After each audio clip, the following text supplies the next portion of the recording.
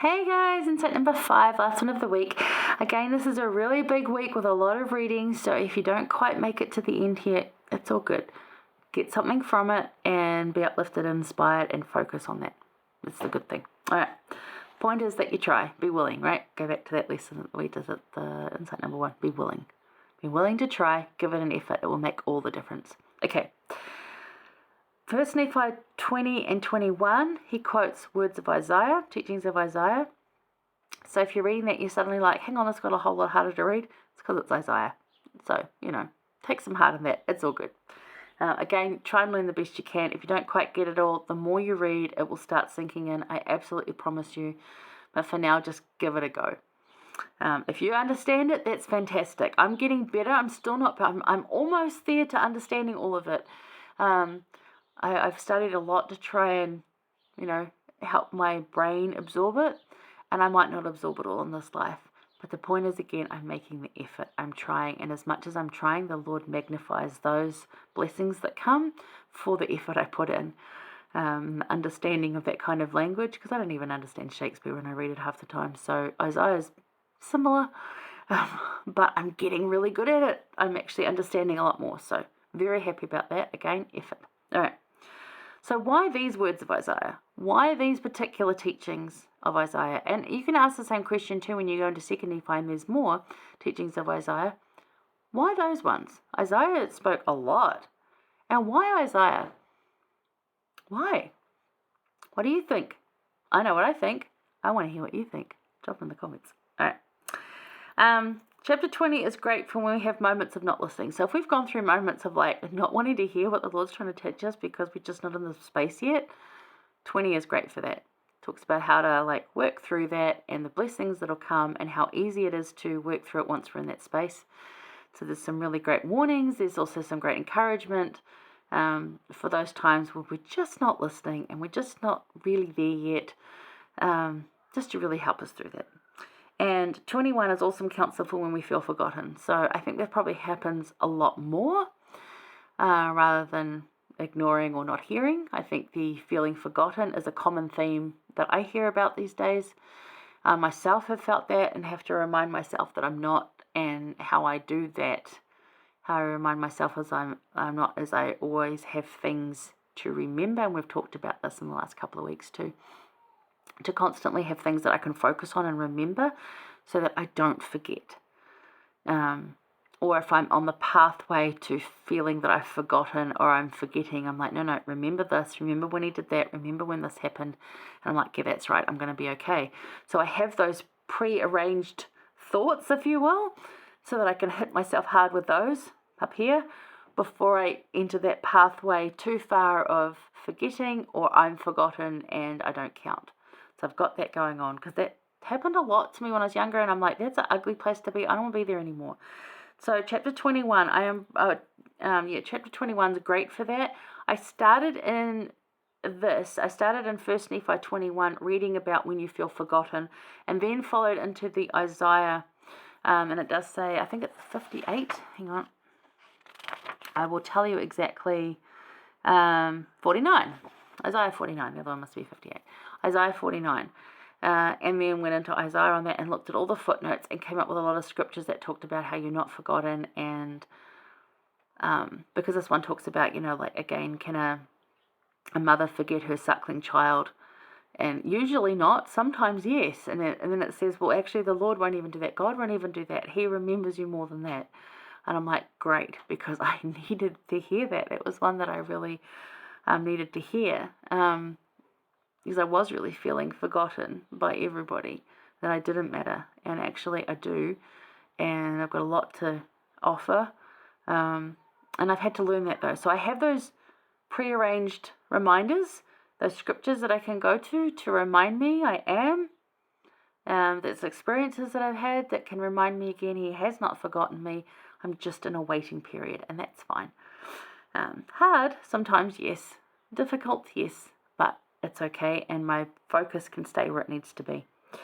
Chapter 22 then summarizes Isaiah's words in Nephi. So Nephi summarizes up everything and says why he's going to teach this.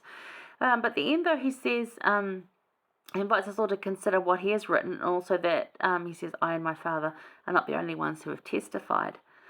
So let's have a quick look at that. He says in 30 and 31, says, Wherefore, my brethren, I would that ye should consider that the things which have been written upon the plates of brass are true, and they testify that a man must be obedient to the commandments of God.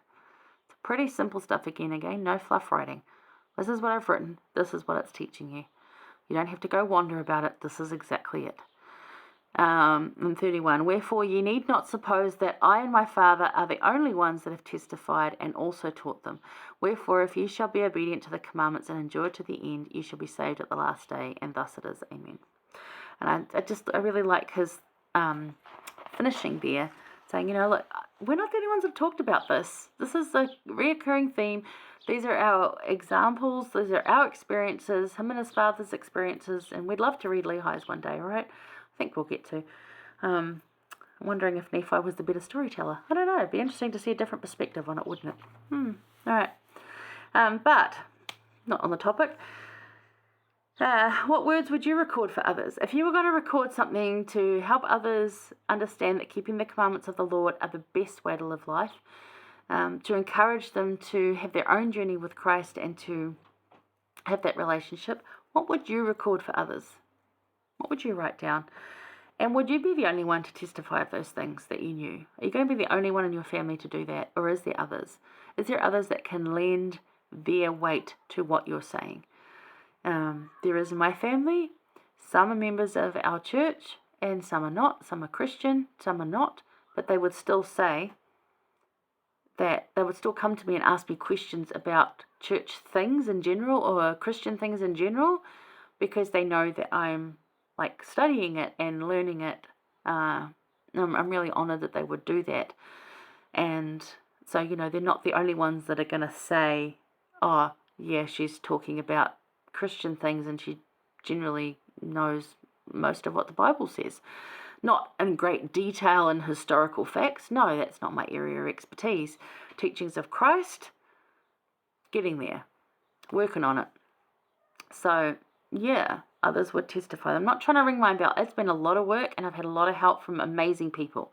So, it's not like all me. But I'm not the only one testifying of these things. There's a lot of people out there that will teach you the same things and come follow me every week. You will notice that the messages are very similar. Why is that? Because they're all teaching come follow me from the scriptures. That's why that is. So yeah, hopefully I'm in line with that. That's where I aim to be. And why have more than one record? Why do we need more than one time? Why do we need 200 to 20,000 people on social media talking about the same come follow me lesson? Why do we need that? Because each one hits different for someone. Somebody will say something about something in the scriptures there that is different from someone else's talk or other people saying, and it will mean something. That's why we need more. And we will learn from each other. There's people that do their own Come Follow Me podcast things. They watch me. I listen to them. We learn from each other. Why do we need more than one record? What if one gets lost? What if a whole lot get destroyed? We still have a record. Yeah. And you need more than one witness, right? What if there was just one person in the entire world teaching Come Follow Me? Now, you need more than one person teaching you this. You need this to be a group effort. We all learn together. That's why we have more than one record. So many times. So many reasons, really. Why do you think we have more than one record? Be good. Why is it good to have more than one record of your family and your family's experiences with the gospel? Why is it good for you to write down your testimony or bear it more than once? Why are those reasons? Think about that. Very important. All right. That's the end of this week. I hope you got something out of that. There is a lot, again, to absorb. I've only touched briefly on so very few things. So give it a go. Absorb as much as you can and just enjoy this week because there's some really good richness in it. And look forward to 2 Nephi next week. It's going to be amazing. 2 Nephi 1 through 4.